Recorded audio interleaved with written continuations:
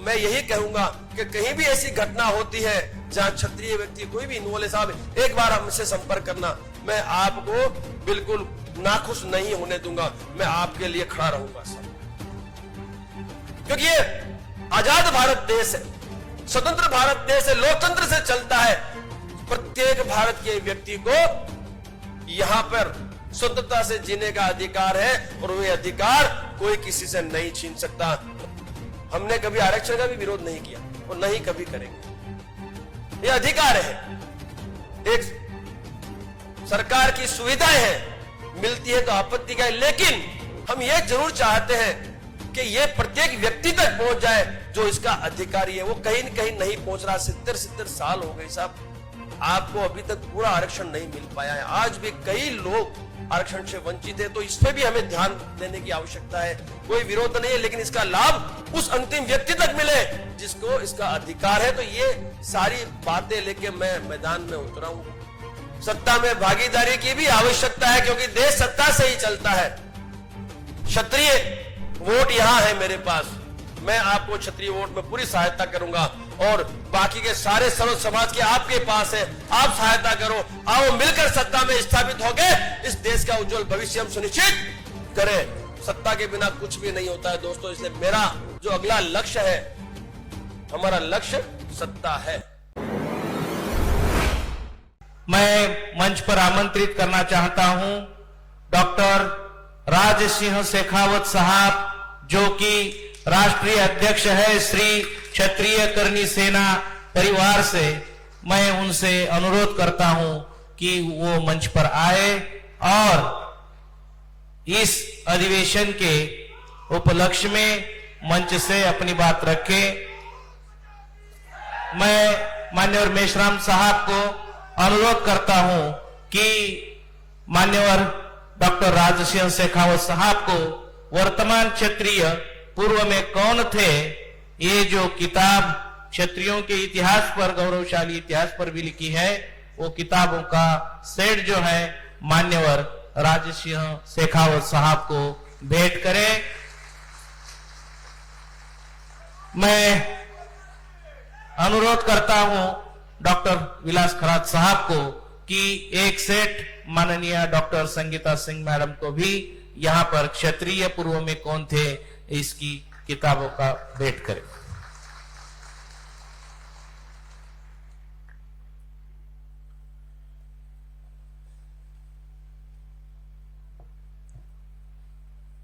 नमो बुद्धाय, जय छात्र धर्म, जय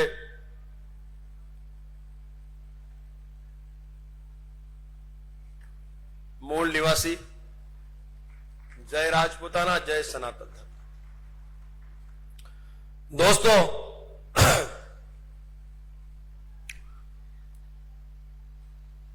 समस्त मंचासीन महानुभावों को मेरा कोटि कोटि नमन है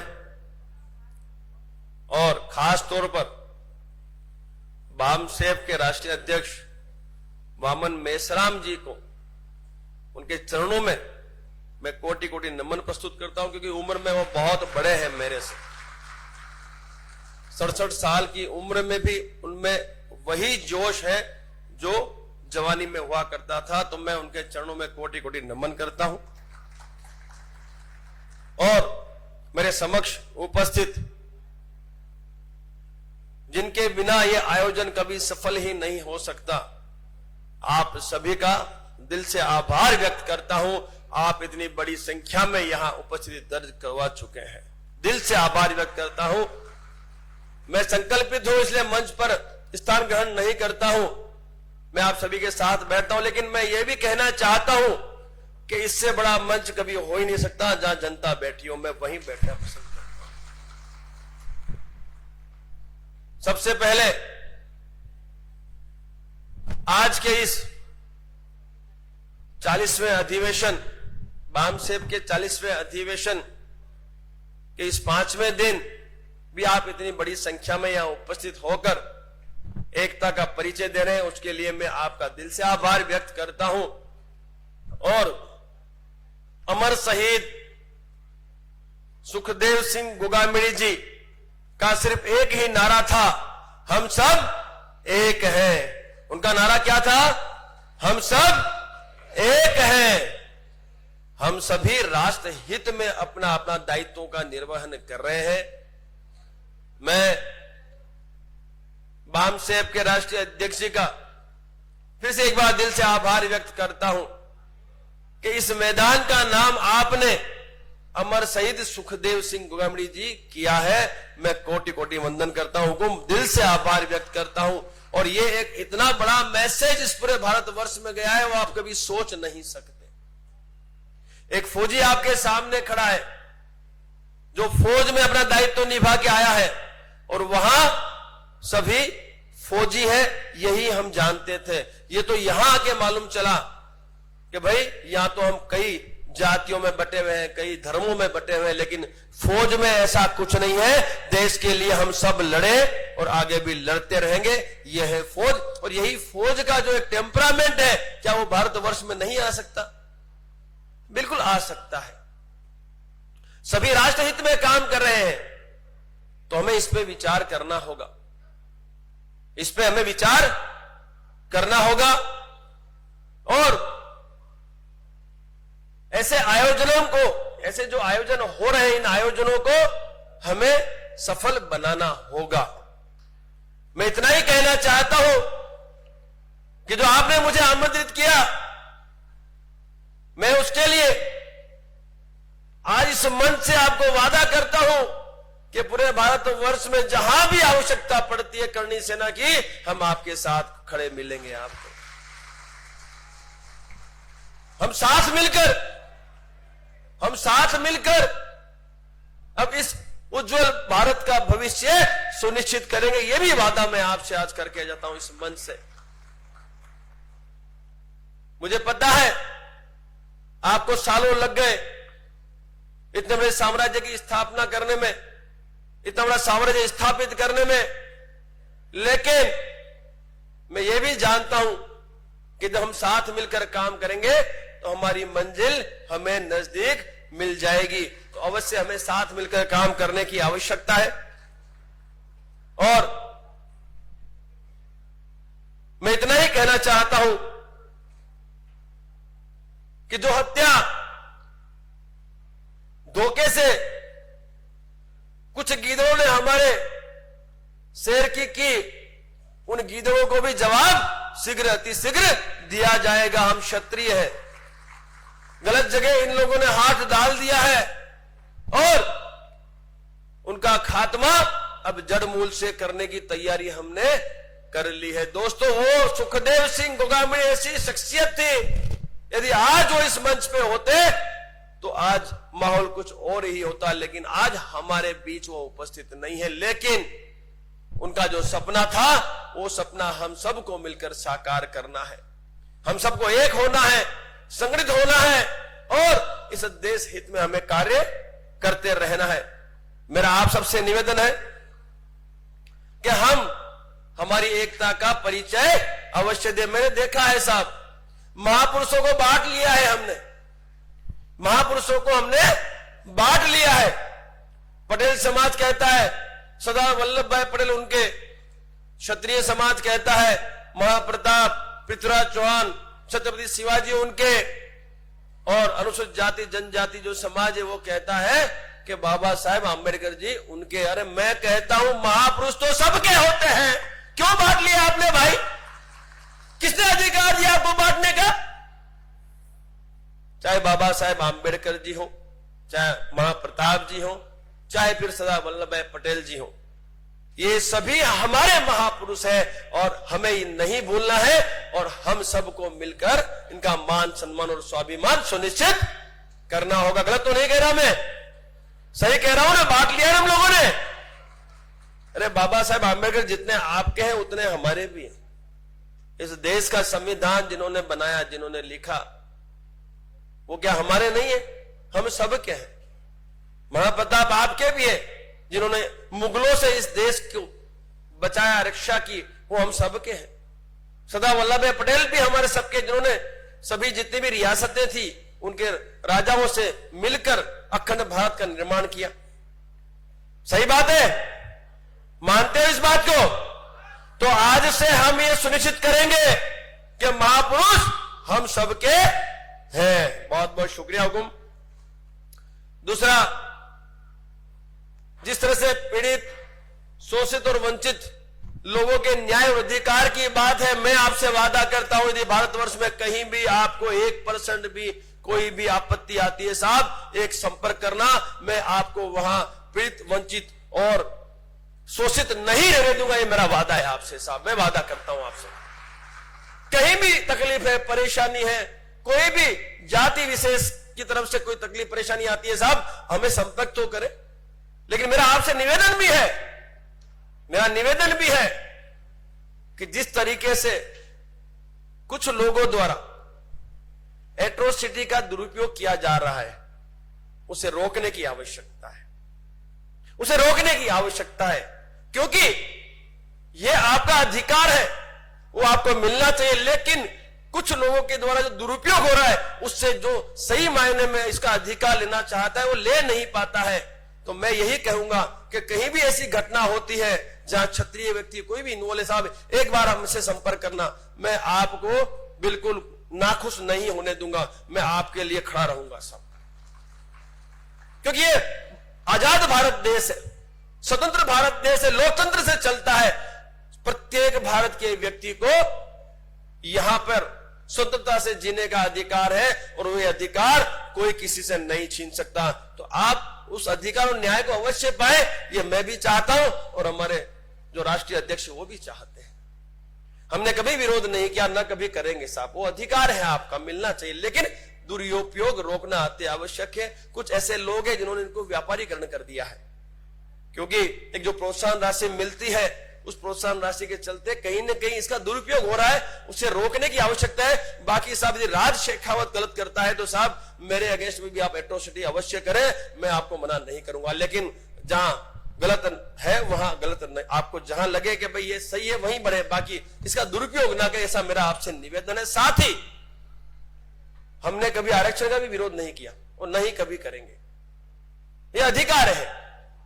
एक सरकार की सुविधाएं हैं, मिलती है तो आपत्ति का है, लेकिन हम ये जरूर चाहते हैं कि ये प्रत्येक व्यक्ति तक पहुंच जाए जो इसका अधिकारी है। वो कहीं न कहीं नहीं पहुंच रहा। 70 साल हो गए साहब, आपको अभी तक पूरा आरक्षण नहीं मिल पाया है। आज भी कई लोग आरक्षण से वंचित है, तो इस पे भी हमें ध्यान देने की आवश्यकता है। कोई विरोध नहीं है, लेकिन इसका लाभ उस अंतिम व्यक्ति तक मिले जिसको इसका अधिकार है। तो ये सारी बातें लेके मैं मैदान में उतरा हूं। आप सबका साथ सहकार चाहिए मुझे।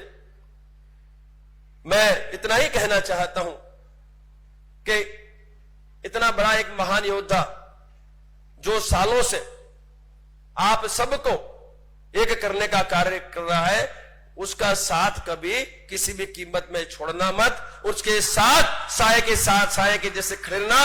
और मैं आपसे वादा करके जाता हूं, मैं आपके राष्ट्रीय अध्यक्ष जी मोहम्मद मिश्राम जी से मैं निवेदन करना चाहता हूं, मैं आपसे वादा करता हूं सर, आपको जहां आवश्यकता हो एक कॉल करना साहब, राज शेखावत आपके सामने खड़ा मिलेगा।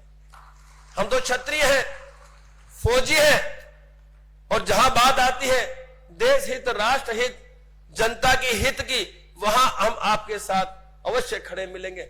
मैंने कहा आपसे कि ये जो घटना हुई, ये जो हत्या हुई, ये हत्या करने वाले जो भी है उनको जवाब देना हम सबका फर्ज बनता है, क्योंकि सुखदेव सिंह गोगामणि मात्र क्षत्रियों के आगेवान नहीं थे, वो सर्व समाज के लिए काम करते थे। तो सर्व समाज का ये दायित्व बनता है कि इन हत्यारों को हमें किसी भी कीमत में बचने नहीं देना है। ये आप सबका दायित्व बनता है। हमने मांग एनकाउंटर की है, गिरफ्तारियां हुई, हमारी 11 मांगे इन्होंने मानी है, गिरफ्तारियां हुई है, एनआईओ को ये केस भी रिफर कर दिया गया है। लेकिन आज भी कई जो मुख्य सूत्रधार थे वो गिरफ्तारी से दूर हैं। तो आप सबका साथ सहकार हमें चाहिए। देंगे कि नहीं साथ सहकार? इसमें तैयार हैं आप?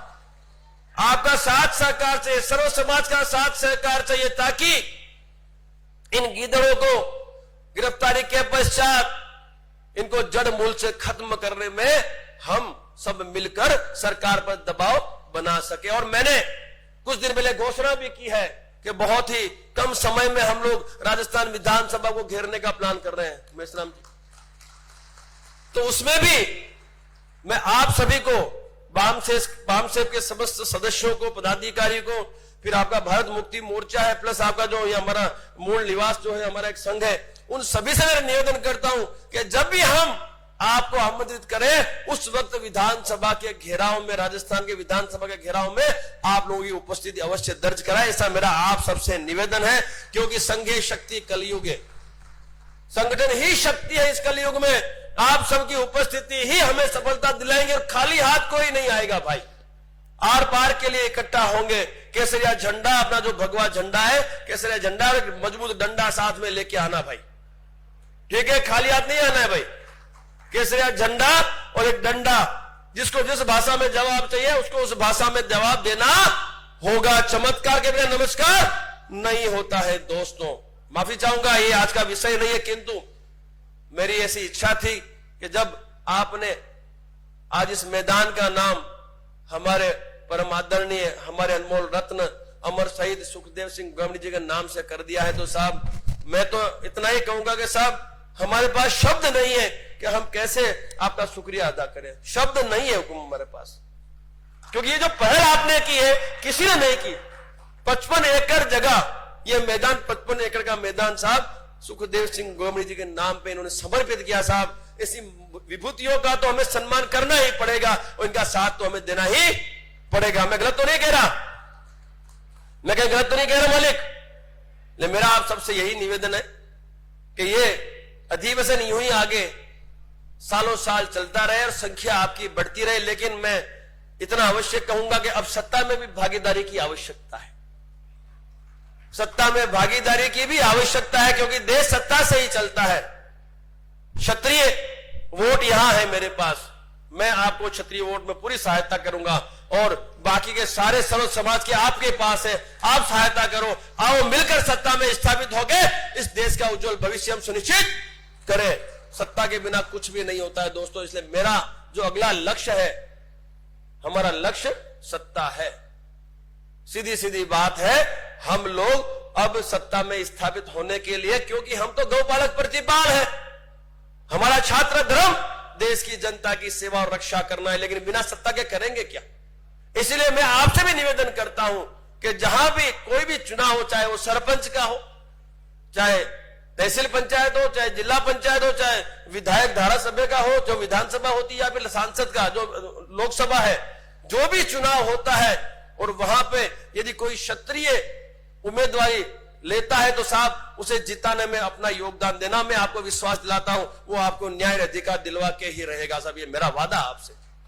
लेकिन सत्ता के बिना कुछ भी नहीं है, इसलिए मैं निवेदन करूंगा हमारे राष्ट्रीय अध्यक्ष जी से कि साहब आने वाले समय में क्यों ना हम साथ मिलकर सत्ता की ओर भी एक कदम आगे बढ़ाएं। ऐसा मेरा निवेदन है हमारे राष्ट्रीय अध्यक्ष जी मोहम्मद मेश्राम जी से, और आप सबका दिल से आभार व्यक्त करता हूं। इतनी बड़ी संख्या में आप सब यहां उपस्थिति दर्ज कराई और मुझ नाचीज को यहां इस मंच पर बुलाकर मुझे दो बात अपनी रखने का मौका दिया। बाकी जो कॉन्सेप्ट है, जो विजन है, जो मिशन है, वो मिशन पे तो आपको चलना ही है। वो मिशन जो है, उस मिशन में राष्ट्र हित है। आज यदि ये अधिवेशन हुआ है तो राष्ट्र हित के लिए हुआ है, अहित के लिए तो नहीं हुआ भाई। जो भी अधिवेशन हुआ राष्ट्र हित के लिए हुआ है। आज लाखों लोग इस 5 दिनों में यहाँ पे आए, यहाँ पे बैठे, यहाँ पे चर्चा की और यहां से फिर गए, तो वो कहीं ना कहीं कुछ ना कुछ राष्ट्र हित के लिए तो आए थे। तो जो भी आयोजन हो रहा है राष्ट्र हित के लिए हो रहा है, हम सबका दायित्व बनता है कि इन आयोजनों को हम सफल बनाए। लेकिन मैं आपसे वादा करता हूं कि आज के बाद 1% भी आंच मैं आप लोगों पे नहीं आने दूंगा, ये मेरा वादा है आपसे। एक आवाज देना, एक आवाज देना, पूरे भारतवर्ष में क्षत्रिय आपके साथ खड़ा है साहब, आपके साथ क्षत्रिय खड़ा है। आप लोगों की संख्या, आप लोगों की एकता, वो आपको सफलता दिलाएगी। लेकिन हम आपसे वादा करते हैं कि जहां भी आपके ऊपर आंच आई वहां क्षत्रिय आपको समर्थन भी देगा और उनको जवाब भी देने के लिए हम खड़े हैं आपके साथ। बहुत बहुत शुक्रिया, आप सभी का दिल से आभार। बस यूं ही आप सभी संगठित होकर इस देश के लिए अपना दायित्व निभाते रहे और आप सभी का योगदान यूं ही राष्ट्रीय अध्यक्ष जी को शक्तिशाली बनाए और ये राष्ट्रीय अध्यक्ष जी 100 नहीं हजारों साल जिए और आपको मार्गदर्शित करे। बहुत बहुत शुक्रिया। जय सनातन धर्म, जय नमो बुद्धाय, जय छात्र धर्म, जय मूल निवासी। बहुत बहुत शुक्रिया। जय मूल निवासी। धन्यवाद।